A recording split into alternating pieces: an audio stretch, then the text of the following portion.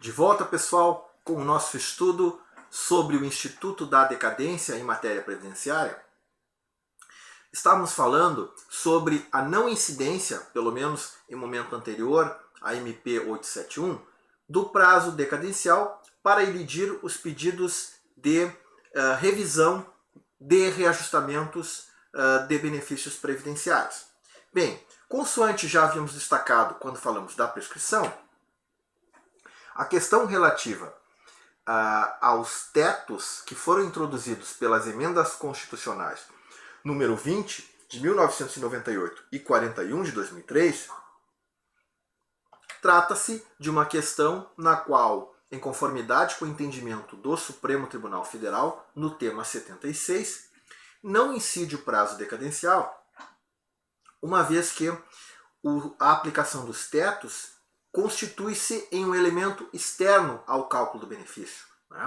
Você primeiro calcula o valor da renda mensal inicial e somente em um momento posterior é que você examina a aplicação do teto previsto na lei de benefícios. Então, por esse motivo, o STF entendeu que não se aplicava o Instituto da Decadência, porque esta revisão dos tetos é uma revisão, então, que discute uma questão que é externa ao cálculo do benefício previdenciário. Bem, oportuno destacar ainda, em relação a essa matéria, o entendimento do Superior Tribunal de Justiça. Então, para o STJ, a sua jurisprudência é remansosa nesse sentido, de que, e não poderia ser diferente, da não aplicação do Instituto da Decadência, quando aquilo que está se discutindo é a revisão dos tetos. Bem, porém, uma outra questão bastante importante, que nem todos os operadores do direito atentaram ainda, diz respeito ao tema 930 do STF. O que seria isso? No tema 930, o STF decidiu a questão relativa aos benefícios concedidos entre 5 de 10 de 98 e 5 de 4 de 91, conhecido como o período do buraco negro. O que seria isso, período do buraco negro? Bem, a nossa Constituição Federal, de 1988, ela teve uma especial preocupação com a manutenção do valor real dos benefícios. Então, só para compreender bem essa questão, basta recordar que, em conformidade com a legislação vigente antes da Constituição Federal de 1988, os benefícios previdenciários eram calculados com base no salário de benefício, e esse salário de benefício correspondia à média dos salários de contribuição. Entretanto, essa correção não era plena porque, dos 36 últimos salários de contribuição considerados para o cálculo do benefício, os 12 últimos não recebiam nenhum reajuste. Ou seja, então, mesmo antes de ser definido o valor do benefício de aposentadoria, ele já nascia defasado. E, inclusive, no período, o Brasil experimentava uma inflação bastante significativa. Bem, por isso é que nós vamos encontrar na redação original da Constituição Federal de 1988, no seu artigo 202, inclusive uma imposição da forma de cálculo do benefício previdenciário, no sentido de que todos os salários de contribuição considerados para o cálculo do benefício deveriam ser monetariamente corrigidos. Bem, mas no que constitui-se então esse buraco negro? Buraco negro que é referido, como é possível observar, neste tema 930. Bem, o buraco negro consistia então no seguinte: a Constituição Federal de 1988 determinava que todos os salários de contribuição fossem reajustados para a obtenção do salário de benefício. Mas a lei que estabeleceu o novo plano de benefícios só será aprovada pelo Congresso Nacional em 1991. Ou seja, até a edição da regulamentação das disposições constitucionais por parte do novo plano de benefícios, o INSS continuou procedendo à concessão de benefícios com base nos critérios anteriores. Bem, vai daí que a Lei de Benefícios expressamente estabeleceu, no artigo 144, né, a revisão dos benefícios que haviam sido concedidos em momento posterior à vigência da Constituição Federal de 88, mas negava os efeitos financeiros. Né? Então, por conta dos efeitos financeiros terem sido limitados, né, o INSS não pagaria as diferenças para o período anterior a 5 de abril de 91, e isso ficou conhecido como buraco negro. Bom, o que o Supremo Tribunal Federal entendeu no julgamento desse tema 930 é que não se poderia excluir, em tese, a possibilidade dos benefícios que foram concedidos no período do buraco negro terem sido prejudicados, porque apesar do INSS ter revisado os critérios de cálculo, conforme o determinado pela nossa lei fundamental, na hipótese do salário de benefício restar superior ao teto, então haveria a limitação e os reajustes posteriores incidiam sobre o valor limitado e não sobre o valor original. Então, observem que nesse caso nós temos aqui benefícios antigos que, na hipótese de um advogado ser consultado a respeito da revisão de um benefício desses, né? Então as diferenças elas são bastante expressivas. Né? Então por isso o pessoal brinca que encontrar um benefício desses que foi limitado indevidamente no teto, né, é quase como encontrar um unicórnio. Não, um unicórnio não seria a expressão mais adequada, né, mas é um animal raro, então poderíamos dizer que se trata de um mico-leão dourado. Bem,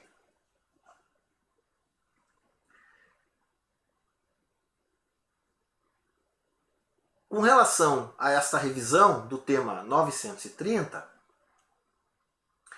o Tribunal Regional Federal da 4ª Região, né, entende que nesta recomposição de que trata o artigo 144, não há incidência da decadência ou prescrição de fundo de direito, pois o artigo 103 prevê o prazo extintivo de todo e qualquer direito ou ação do segurado para revisão do ato de concessão, mas concedido o benefício no chamado buraco negro, né, a determinação legal de revisão, de acordo com as regras dispostas no artigo 144, não equivaleria, então, a uma revisão da renda mensal inicial.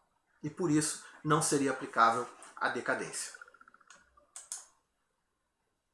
Bem, outra questão que mobilizou a comunidade jurídica previdenciária durante bastante tempo, né, foi a chamada revisão relativa ao direito ao melhor benefício. Né? O que seria esse direito ao melhor benefício? Bom, de novo nós temos que voltar um pouquinho no tempo para explicar a forma de cálculo dos benefícios previdenciários dentro do sistema anterior. No sistema anterior, observem que a emenda constitucional número 20 de 1998 foi a emenda constitucional que estabeleceu um limite de idade para a concessão de aposentadorias no serviço público, mas não no regime geral.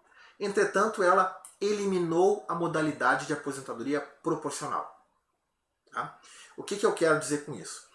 Bem, antes da emenda 20 de 1998, os homens poderiam se aposentar com 30 anos de tempo de serviço, proporcionalmente, e as mulheres com 25 anos de tempo de serviço, proporcionalmente, mais 6% ao ano, até totalizar, no caso do homem, 35 anos, no caso da mulher, 30 anos. Bom, então imaginem o seguinte, o teto do salário de benefício até 1989 era de 20 salários mínimos. Em 1989, foi editada uma lei que reduziu o teto para 10 salários mínimos. Então, pensem na seguinte situação. O indivíduo já tinha direito de se aposentar proporcionalmente, mas ele se sentia confortável no que ele estava fazendo e, por consequência, ele resolve esperar mais um pouquinho. Afinal de contas, se ele trabalhar mais 5 anos, ele terá direito a 100% né, da média das suas contribuições, e não mais 70%. Bom, ocorre que no meio do caminho, com a redução do teto para 10 salários mínimos, imagine então que o nosso amigo contribuía com 20 salários mínimos, como empregado, por conta da limitação passa a contribuir agora com 10 salários mínimos, então ele trabalha mais tempo, ele retarda a sua aposentadoria, e no momento que ele requer o benefício, né, o benefício será definido com 100%, mas agora com um teto de 10 salários mínimos, porque o período básico de cálculo considerado era de apenas 36 meses. Então imaginem a alegria do sujeito de saber que se ele tivesse se aposentado antes, ele tinha recebido 5 anos de aposentadoria e ainda com um valor maior. Bom, então os advogados, percebendo essa situação, começaram a ingressar com ações postulando o direito do cidadão de optar pelo benefício que seria mais favorável, no seu caso, né, à aposentadoria proporcional que ele teria direito em momento anterior. Bom, então essa questão ela levou algum tempo até que o Supremo Tribunal Federal, no julgamento do RE 630-501, entendeu possível ao segurado optar pelo quadro mais favorável para o deferimento do seu benefício previdenciário.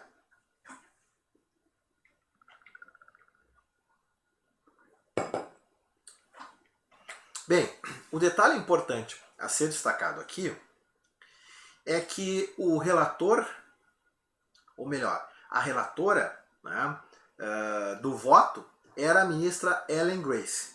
Contudo, a ministra Ellen, por conta da sua aposentadoria, né, quem acaba ficando como relator foi o ministro Marco Aurélio, mas os ministros fundamentalmente seguiram o voto da ministra Ellen.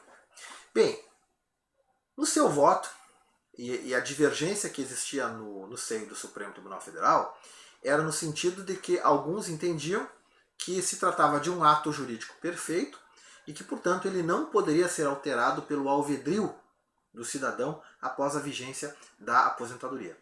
Entretanto, né, prevaleceu o entendimento de que, uma vez que o segurado tenha implementado os requisitos para a concessão do benefício, se incorporou ao patrimônio jurídico previdenciário do segurado o direito a obter o benefício, e se ele continua trabalhando, isso não pode acarretar um prejuízo para o cidadão, de forma que ele pode optar, a partir do momento que ele preenche os requisitos para a aposentadoria, ele pode optar pelo início do benefício com base no quadro que seja mais favorável dentre os possíveis, desde que ele implementou os requisitos para o deferimento do benefício até o momento em que ele faz o seu requerimento. Certo? Bom, tudo muito bacana. Qual é o problema aqui? É que no seu voto, a ministra Ellen lança, sem tecer considerações mais detalhadas, simplesmente que deve ser respeitada a prescrição e a decadência. Ora, mas os benefícios que sofreram o maior prejuízo foram justamente os benefícios antigos. Então, até o momento em que essa tese finalmente triunfa, e muitas vezes as pessoas esperam para ver o que, afinal de contas, o Poder Judiciário vai decidir para ingressar com a sua ação, não é verdade? Então, na maior parte dos casos, as pessoas não teriam mais a possibilidade de buscar, porque nós estamos querendo discutir aqui a revisão da renda mensal inicial. Certo? Bem, então a tese que foi construída, a tese do direito ao melhor benefício, era uma tese que buscava sustentar que, uma vez implementado o direito ao benefício previdenciário, em cada uma das diferentes posições, em verdade, nós teríamos um benefício distinto. E que o cidadão, então, poderia optar por aquele benefício que, no seu caso, configurasse o benefício mais vantajoso. Bom, o fato é que o Supremo Tribunal Federal tinha algumas decisões, depois eu vou destacar com mais detalhamento, né? Mas tinha algumas decisões que aplicavam indistintamente aquilo que foi decidido no RE 626489, certo? Da relatoria do ministro Barroso. Inclusive o próprio ministro Barroso, né, entendeu, conforme eu trago aqui no julgamento do agravo no recurso extraordinário 827948, né, no sentido de que essa revisão estaria submetida ao prazo decadencial. Bom, o Superior Tribunal de Justiça afetou essa matéria no tema 966, e no Superior Tribunal de Justiça nós tivemos decisões favoráveis e desfavoráveis, até que com a afetação de um recurso especial à sistemática dos recursos repetitivos, esses processos foram sobrestados, e o STJ então definiu no julgamento do tema 966, né, que essa questão estaria sim submetida ao prazo decadencial de 10 anos, porque se trataria simplesmente de uma revisão de renda mensal inicial, né? Portanto, não seria possível aqui fazer um distinguish, uma distinção. Certo? Esse julgamento, então, ele foi finalizado em fevereiro de 2019, quando, então, foi julgado o tema 966. Bom,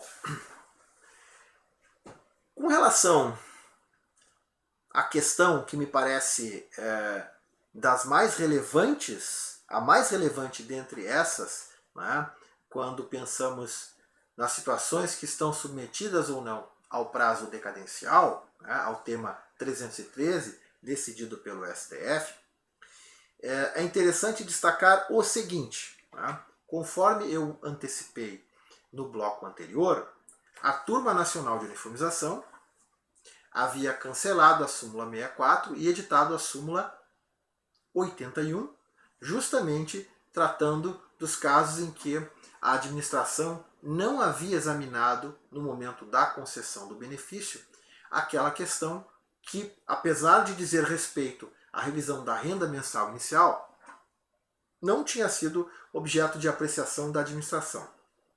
Ora, vamos imaginar que o cidadão postula a aposentadoria e, eventualmente, ele nem sabia que poderia somar tempo rural anterior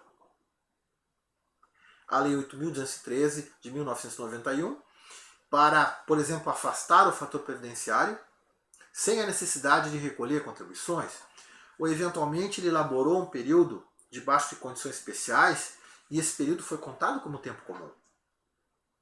Ora, se a administração tem o dever de orientar o segurado para que ele tenha acesso ao benefício mais favorável dentro das condições mais vantajosas que ele possa vir a fazer jus, então o cidadão não poderia ser prejudicado por uma falha da administração. Cabe relembrar que, inclusive, diferentemente do que acontece hoje, né, nesse aspecto nós temos que elogiar a Previdência, porque hoje, quando há a concessão de um benefício previdenciário, ou quando há um exame de pedido de benefício que é indeferido, nós temos lá, por parte de um servidor do INSS, uma motivação em relação aos períodos que estão sendo acolhidos ou que não estão sendo reconhecidos e o motivo. O que permite ao sujeito que não se conforma com aquela decisão a possibilidade de manejar o seu recurso, seja na esfera administrativa ou na esfera judicial. Mas isso não acontecia no período anterior. Então, sempre me pareceu não ser justo, não ser razoável que a falha da administração pudesse, então, prejudicar o cidadão pela falha da prestação no serviço público. Bem, no Supremo Tribunal Federal, essa questão, nós podemos dizer que tínhamos 3 posições até recentemente. A primeira posição, que foi manifestada dentre outras decisões, no agravo no recurso extraordinário 845.209, Essa decisão foi da relatoria do ministro Marco Aurélio, na primeira turma do STF, e o ministro Marco Aurélio entendia o seguinte: bem, quando o STF julgou o tema 313, a constitucionalidade do prazo decadencial, o STF não fez nenhuma distinção. Portanto, todas as situações que dizem respeito à revisão da renda mensal inicial estariam abarcadas pela decadência. Então essa era uma posição que nós encontrávamos na primeira turma. Bem, contudo, na segunda turma, nós encontramos mais de uma decisão, e eu trago aqui exemplificativamente esse recurso extraordinário 1.080.380 da relatoria do ministro Marco Aurélio, no qual o Supremo Tribunal Federal, da relatoria do ministro Dias Toffoli, né, no qual o Supremo Tribunal Federal entendeu o seguinte. E foi, inclusive, o caso que eu apontei no início da nossa aula, quando começamos a falar sobre decadência. Ou seja, o Supremo Tribunal Federal, nesse caso, entendeu que quando o STF decidiu o tema 313, e me parece que era justamente o posicionamento mais correto, porque um precedente ele está vinculado aos fatos que foram levados à prolação da decisão judicial. São esses fatos que justificam a ratio decidendi. Então, como se tratava de uma aposentadoria por invalidez, o que se discutia era a aplicação do prazo decadencial na hipótese de benefícios concedidos antes da medida provisória. O que o Supremo examinou foi a constitucionalidade dessa medida provisória e a sua aplicação para os benefícios concedidos antes da sua edição. O Supremo não ingressou no que tange à extensão da decadência para fatos que não foram examinados pela administração. Então, nessa decisão que eu aponto aqui, o ministro Dias Toffoli faz um distinguish, dizendo que essa situação, por ser diferente daquela situação examinada no precedente do tema 313, merecia uma solução diversa. Porém, é preciso reconhecer que, na maior parte dos recursos extraordinários que eram interpostos, seja quando a decisão de segunda instância era favorável, seja quando a decisão de segunda instância era desfavorável, o Supremo Tribunal Federal, por ambas as turmas, o que decidia? Na maior parte dos casos, o Supremo decidia que o recurso não devia ser conhecido. E não devia ser conhecido porque, para ingressar no mérito do recurso, seria fundamental interpretar o artigo 103 da Lei 8.213 de 1991 para chegar à conclusão que houve ou que não houve ofensa à Constituição Federal. Portanto, se a ofensa é reflexa à Constituição Federal, entende o Supremo Tribunal Federal que a questão não se reveste de dignidade constitucional para ser decidida pelo pretório excelso.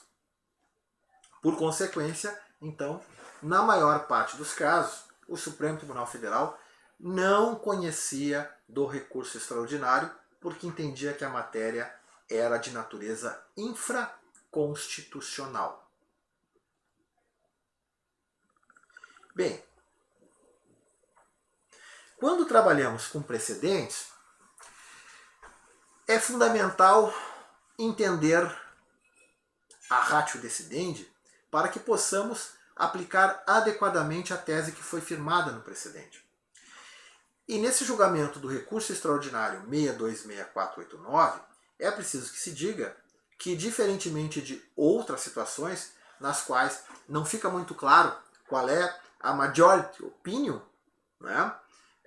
Nesse caso, os ministros do Supremo julgaram por unanimidade nos termos do voto do ministro Barroso. Então, nós sabemos qual é a tese, nós sabemos qual é a ratio decidendi, né?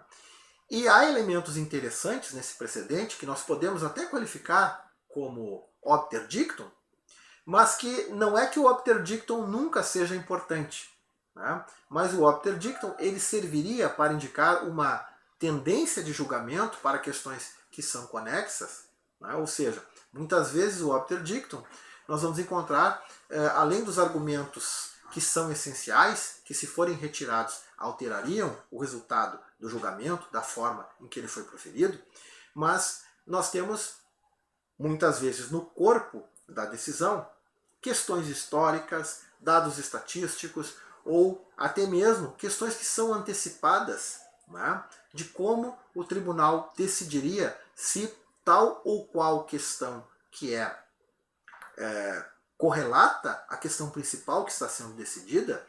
E nesses casos, muitas vezes, nós podemos colher, então, um elemento importante para saber como a corte decidiria em um outro caso relevante. E aqui, no tema 313, no voto do RE 626489, nós podemos perceber que o Supremo Tribunal Federal, no parágrafo 9º do voto do ministro Barroso, destaca algo que, no meu sentir, é importantíssimo para bem compreender a decisão. Segundo o Supremo Tribunal Federal, né, continuam, depois de fazer a distinção entre o direito à renda e o direito ao benefício, o STF deixa claro que continuam